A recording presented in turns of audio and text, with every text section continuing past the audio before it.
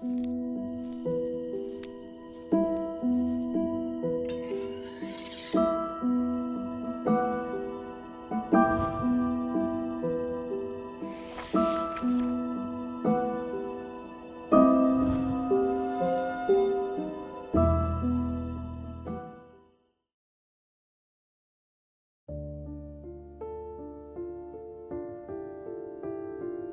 in 2010, I graduated high school. I had a whole life ahead of me. I had so many possibilities down the line in my life. My parents loved me, there was a woman I loved, and I was a pretty smart guy. That was 2010. This happened in 2014. In the 4 years since then, I've accomplished exactly nothing. I haven't gone to college, haven't gotten a job, haven't received a single paycheck, and haven't even gotten my driver's license. My love life is even more pathetic. I've never gotten laid, never been on a date, never kissed a woman, never even held a woman's hand. The truth is, I'm just as successful as I was when I was 7. I'm what you'd call a loser. My entire life is consumed with TV, video games, and computer. Every day, I realize I could and should be out there in the world doing things. I say to myself every day that I'll do it tomorrow. I'll get a job tomorrow. I'll lose some weight tomorrow. I'll sign up for college tomorrow. But tomorrow never comes. Instead, my life exists in a perpetual cycle. I wake up around noon, microwave something frozen for breakfast, use the computer or play video games for hours and hours, and then go to bed. My parents are desperate to see me get out and get a job. But as I said, I know full well that I should. But there's just no motivation. I'm what you'd call stuck. I became so pathetic that I was dreaming of sex more often than not. I always considered myself a guy of high morals and didn't want to just fuck like that, you know? I always considered myself a romantic. I mean, sure, getting laid would be great. But I'd also like something more than that. This is partially where my story begins. I was talking to Trent, a guy I knew from high school. I'd moved away after high school, so I didn't have any contact with any of my old classmates, aside from the internet. He asked me how I was doing, and the subject of dating came up. I couldn't tell him that I'd never done anything in that department at all, so I told him I did have a girlfriend. That night, I had a dream about the girl I described to him, and that was nice. The next night, I had a weird dream where I talked to Trent.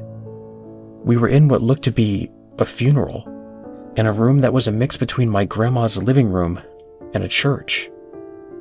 I couldn't actually hear him say anything, but I responded as if I knew that the conversation was going the way it had in real life. A few other guys I knew from high school began hooting and hollering when I said that I had a girlfriend. This is where my story truly begins. It was the day after I had that dream. As per usual, I was browsing the internet. I'd settled on my usual message boards, nothing out of the ordinary. For the first time in months, I'd received a message from somebody on King's Bazaar. I'm not well known there and don't post often, so I don't know why anyone would be contacting me. When I opened the message, it was from a user named LDM43. What a weird name. Their avatar, signature, and everything else in their profile was sugary, cutesy pink. Their avatar was a baby kitten with angel wings on a pink cloud. I nearly gagged with how overly sweet this was.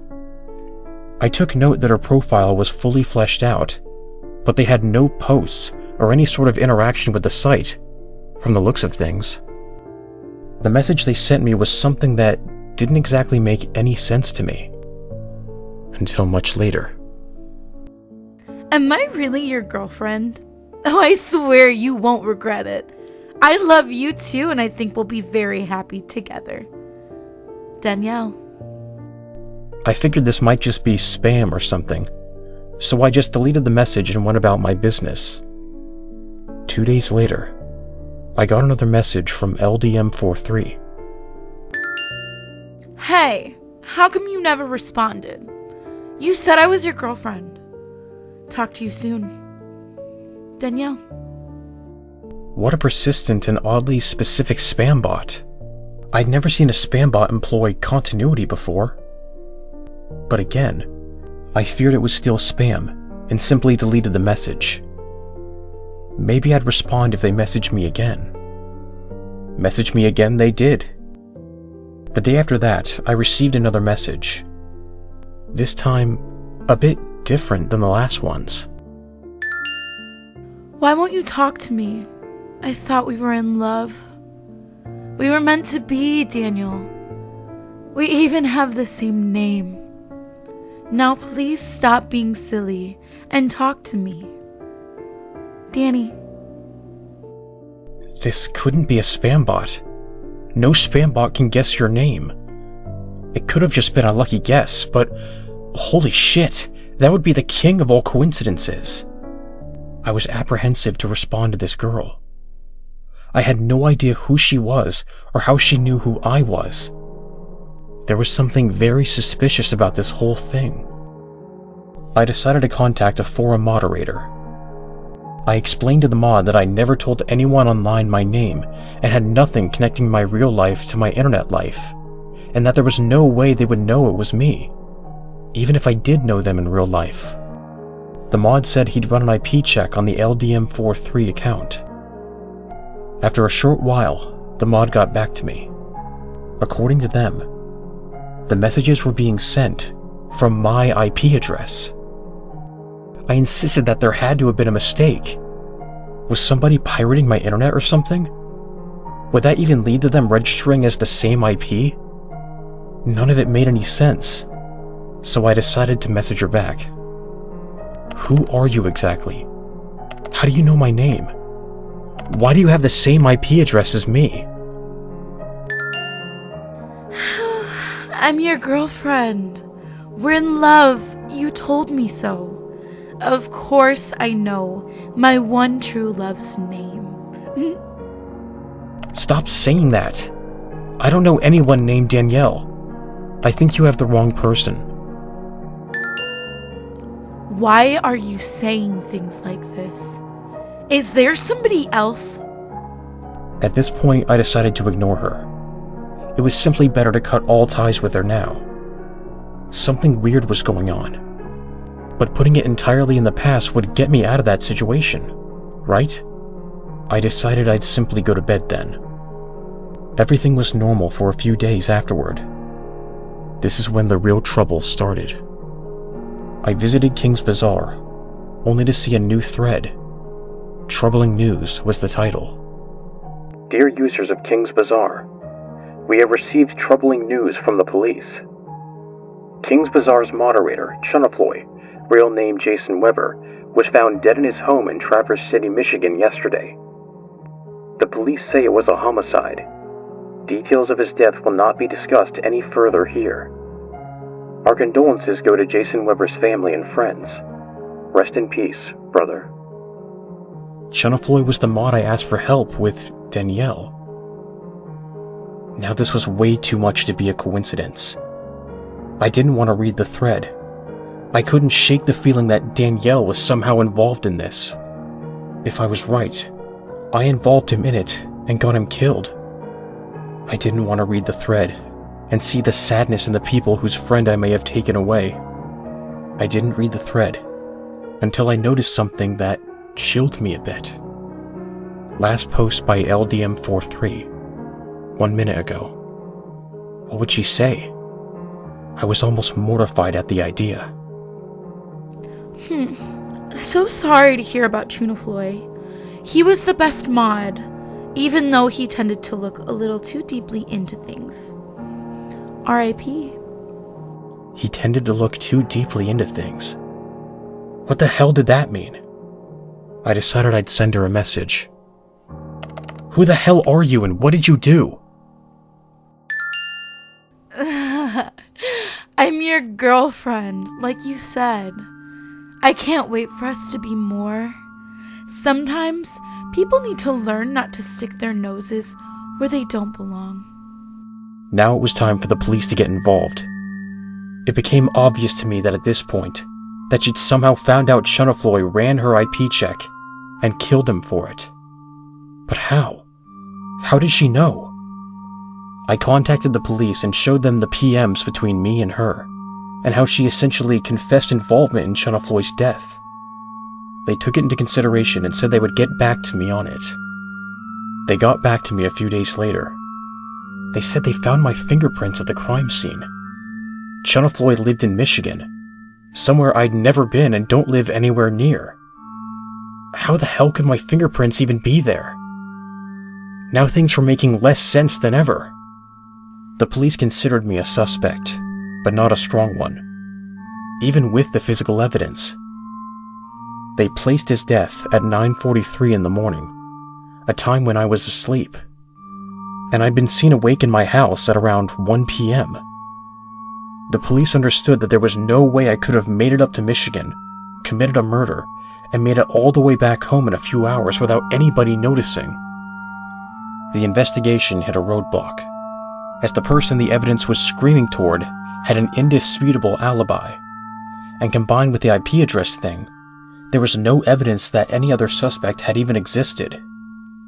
The police were under the impression that I had been sending those messages to myself, but had no answers as to how I could have committed the murder.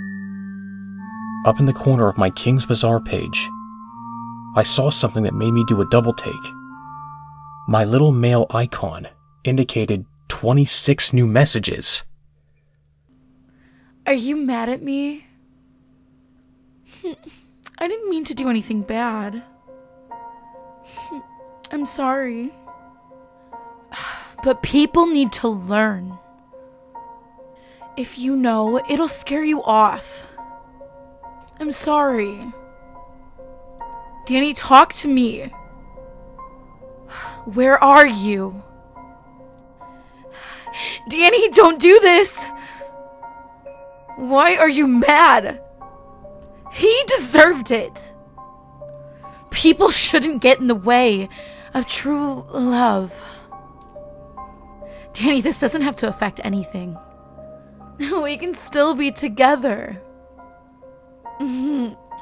We will still be together. Wouldn't I be the perfect wife for you? I'll do anything you want. Danny, I'm so hungry for you. Danny, I'm already yours to do whatever you want to. Danny, I want you inside me so bad. I can already feel you. Oh no, Danny, I'm blushing. You're so cute when you're flustered. I can only imagine what you taste like. Danny, your picture still gets the job done every time. What the fuck? All 26 of those messages were listed as having been sent in the span of about a minute and a half. Something was really wrong about this. I've never posted any pictures of myself anywhere online, not even on Facebook. I decided I wanted nothing to do with this anymore. I decided I'd leave King's Bazaar and block her just to be safe. I tried to go on with my life, what little I had. For weeks, I chatted up a few people I knew from high school, moved on to a new site, kept a fairly low profile. The new site I got into was Black Pawn Road. It was a simple place, similar to King's Bazaar. I befriended a guy named Bruce. Bruce was a smart guy who knew a lot about the site's subject, although he was a bit of a grammar Nazi. A few weeks after I became involved in Black Pawn Road, I saw something that made my blood go cold in a few seconds. Newest member, LDM43. How? How could she have followed me here? I wasn't even using the same screen name. How was she tracking where I was going? I thought about reporting her to the site staff, telling them that she was a person who had harassed me in the past. But I knew that doing that might get somebody else killed. Within minutes of joining the site, her profile picture was already completely filled out with all the sugary pink details from King's Bazaar. I watched apprehensively for days. She never made any move. She never contacted me or posted anything. I began to try and distance myself from Black Pond Road, but didn't want to drop out of it completely. I would do that when I needed to. For months, I went on without anything odd happening. Danelle seemed content simply observing what I was doing. I began to have odd dreams. A young black-haired girl would walk into my bedroom while I was sleeping and entertain me. She looked to be in her late teens or early 20s. I had no idea why I kept having this dream. I never really had recurring dreams before, but considering its subject matter, I didn't really mind.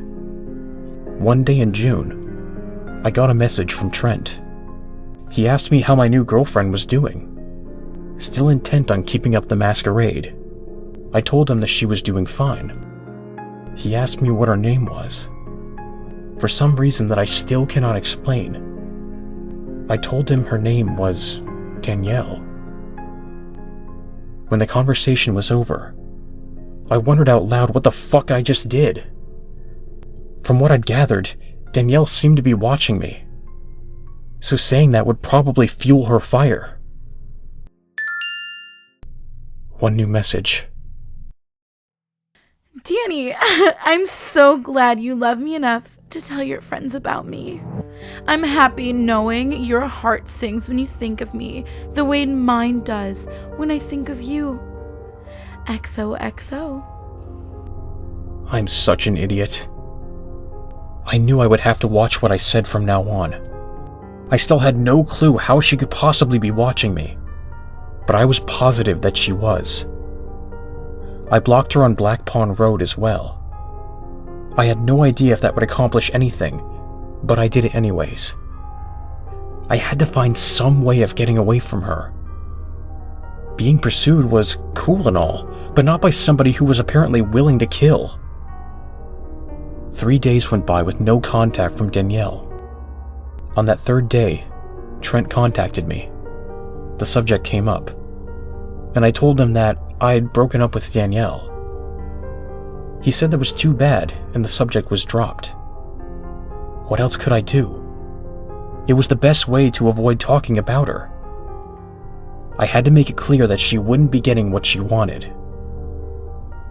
A few days later, Trent sent me a link to a news story. A girl named Megan Harris from my town was found murdered. The murder was described less as a murder and more as a torture session. They said she was found strapped to a table, naked, with her mouth and eyes sewn shut. She had sharp objects stuck in almost every square inch of her skin. According to the autopsy, somebody smashed her teeth in through her sealed lips with a blunt object, probably a hammer, forcing her to choke on the pieces of her teeth. Megan Harris was the first girl I ever had a crush on, back in 2nd grade.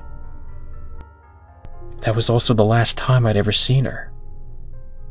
This fact led me to believe that Danelle may have somehow been involved again.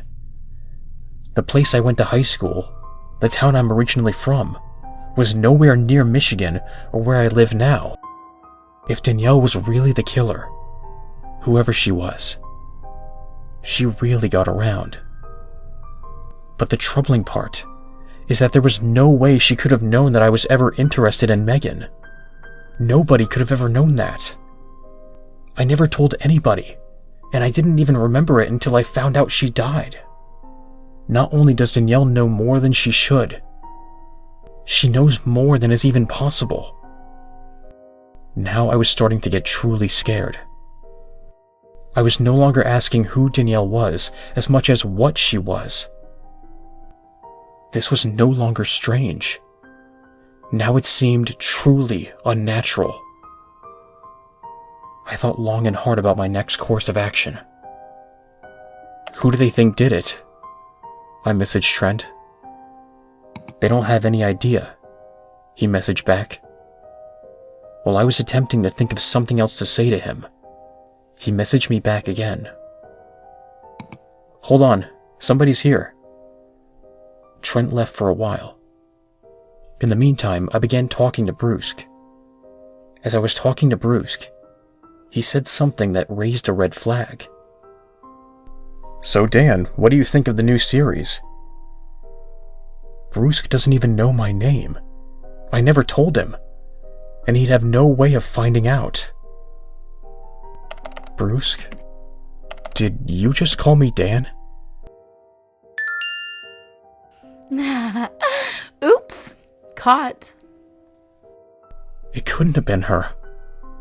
But what the hell happened to Brusque?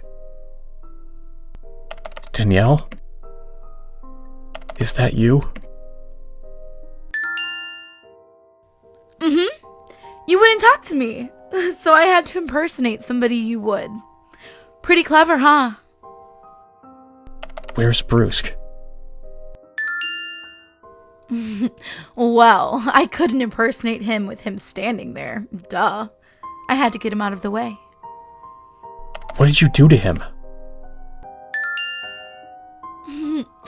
Well, we'll just say he went a little out of his skull. I blocked the Brusque account right there. She'd killed somebody else I knew, I assumed. What could I do? Would she just keep killing people? Why? Finally, Trent got back to me. Back. I just saw something else really fucked up. Take a look. He included a link to a news article. A porn star named Cheyenne Pepper was found murdered on the set. She'd been stabbed a grand total of 196 times. Without sounding too weird, Cheyenne Pepper was my favorite porn star. The weirdest thing about that case was that the studio was actually running when it happened. Cheyenne had apparently only been on set alone for a few minutes before she was found that way. There was no struggle, no suspects, no nothing. I once again couldn't help but assume Danielle had something to do with this. Trent ended the conversation after a little bit more banter. He said he was too tired and went to bed. Who the fuck was this Danielle girl? What was she? I opened my Black Pond Road window and decided I would try something. I unblocked Danielle's account, allowing anything she'd posted or sent to me to be visible. 863 new messages. Daniel, what the fuck do you mean we're not together anymore? Daniel, fucking answer me. Daniel, you promised we'd be together forever. Daniel, fucking talk to me. You fucking user. Daniel, I'm going to get mad. Daniel, please respond. Daniel, if you don't answer me, I'm gonna get mad. Daniel, you're fucking pissing me off. Daniel, I'll start to do things. Daniel, I'm bleeding out now. Look what you did. Daniel, I'm coming to find you. Daniel, I'm sorry. I didn't mean it. Daniel, I still love you. It can still work. Please respond. Please. Daniel. If you don't fucking respond, I'll kill you. Daniel, look what you made me do. I think she's dead. Daniel, I'm so sorry. I just get so mad. Daniel, please forgive me. I don't mean it. Daniel, please respond. Daniel, please respond.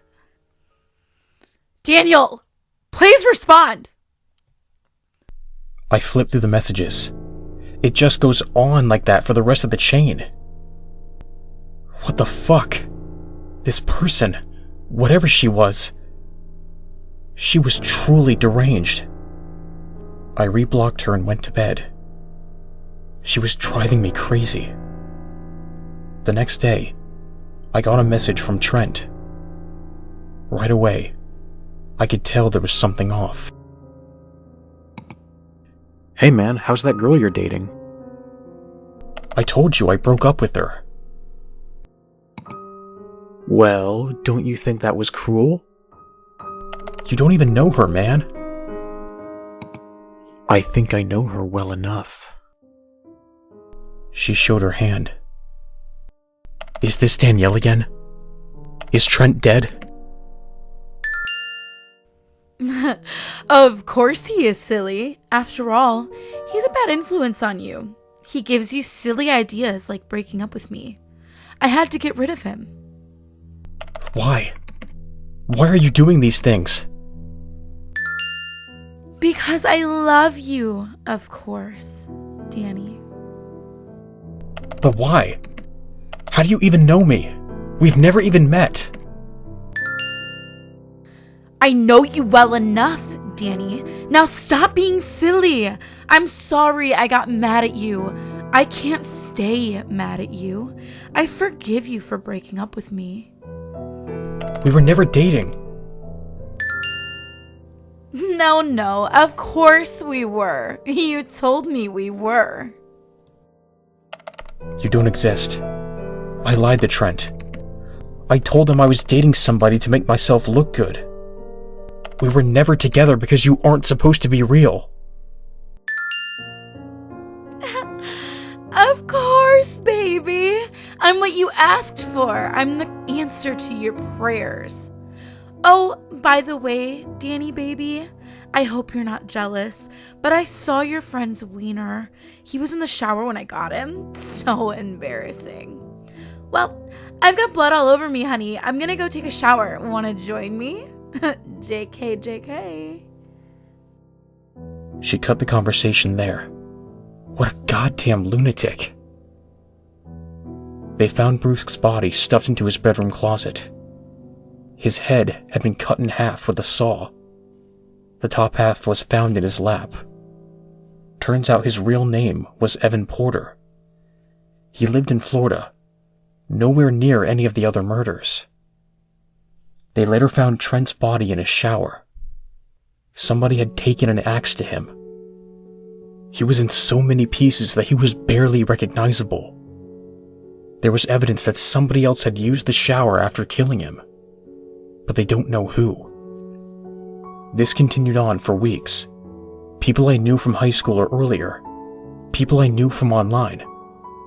They were being picked off and murdered in brutal ways, and they never found any evidence of who could be doing it, aside from my fingerprints. It was very soon that they kept me under observation. When it was clear that some of the murders were taking place when I was being directly observed, they let me go. They figured that somebody was trying to frame me somehow. What could I possibly do about this? She was killing people basically because I knew them. I was so alone. But now, I was even more so. Most of the few people I did know were dead now. I decided on a course of action, one that I didn't think I would do. I unblocked Danelle and sent her a message. Danelle, please stop. I actually do love you. But please stop with this. It's silly. All you're doing is hurting people.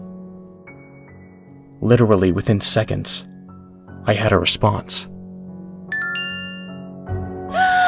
I knew you loved me! Are we officially boyfriend-girlfriend now? I had to think about how to respond. I knew that no matter how I answered, there was no going back. Yes. Of course we are. As I typed that, I could feel my blood curdle, like I made a horrible mistake. Yay! Don't move a muscle. I'm coming over, baby. Maybe I'll wear something sexy. Assuming I wear anything at all. See you soon. An hour or so passed. I stared at the ceiling, realizing I may have just signed my own death certificate. This girl was clearly dangerous, and now she was coming to my house. Should I prepare? Should I kill her when she got here? Would I be able to? Was she even human? After an hour, I heard noise coming from downstairs. Screams, thumping. She was here, and she was after my parents. What could I do? Nothing. I was paralyzed with fear, and by the time I got over that, all noise from downstairs had ceased. They were likely dead already. There was nothing I could do, except wait for her to come to me, too. I sat upstairs in my computer chair, staring at the bedroom door. I could hear footsteps climbing the stairs. I could hear a female voice humming a tune, a happy tune. All noise ceased as she stopped outside my bedroom door. I closed my eyes and looked away from the door. I heard the door slowly creak open. Somebody entered the room. Danny? A female voice said. I looked up to see her. Before me stood a young woman. She looked to be in her late teens or early 20s. Long black hair, brown eyes, fair skin, slender body, breasts that were large, but not huge. She wore a short plaid skirt and a white button shirt. Her skin and clothes were covered in blood. I stared at her, coming to a realization. She looked exactly like the girl that had been appearing in my dreams. Danny, I'm so happy to see you, she said. I didn't respond. I averted my gaze down toward the floor. Danny, now that we're together, things can be the way they're meant to be. Nobody in the way. I didn't respond. I sat there with a blank expression. It's okay, Danny. We're together now. Nothing will ever keep us apart again. I wasn't looking at her anymore. I felt her place a hand on my shoulder. She rubbed my shoulder, placing her other hand on my other shoulder. I could feel that she was kissing me, but I wasn't really registering it. Who are you? I finally asked her. I'm Danelle. As she said that, she did a subtle pose, as if presenting herself to me. She was strangely bubbly for somebody who killed everybody that I knew. What are you? I'm exactly what you always wanted. I'm your dream girl. I'm everything you've always wanted in a woman, she said, placing herself on my bed. You begged for love, and I gave it to you. You begged for a woman, and here I am. What's the problem? The IP address. The fingerprints. I tried to ask. Don't you get it, Danny? You wished for me, and here I am. LDM43, love Daniel Morrison forever. I exist to love you. As she said that, she subtly unbuttoned one of her shirt buttons. I couldn't help but laugh at what she was telling me. I buried my face in my hands and resigned myself. She'd won. She'd gotten exactly what she wanted. To give me exactly what I wanted. I awoke the next morning with a cloudy head. I could feel wetness all around me against my skin. I could see the color red. I sat up in bed and looked beside me. Danelle laid there, naked. Why? Why had I done it? This woman had done unforgivable things to me and the people I knew. She was a murderer, a monster. I still didn't even know what she really was. But here she was, naked in my bed, still soaked in the blood of her recent victims. My own parents. The same way that I was. I laid back down, placing my head against my pillow. As I laid flat on my back, my head started to hurt, as it always does when I lay like that. What did I have left to lose? She was my dream girl. She was created just for me. Just to give me the love that I'd always wanted, that I'd been longing for. And she was doing that. Was it really so bad? To lose everybody else that I knew in exchange for somebody who would always truly love me? I'd made my girl, and now I had to lay with her. Whether I liked it or not, she was all I had left now. Maybe Danny's right. This is true love.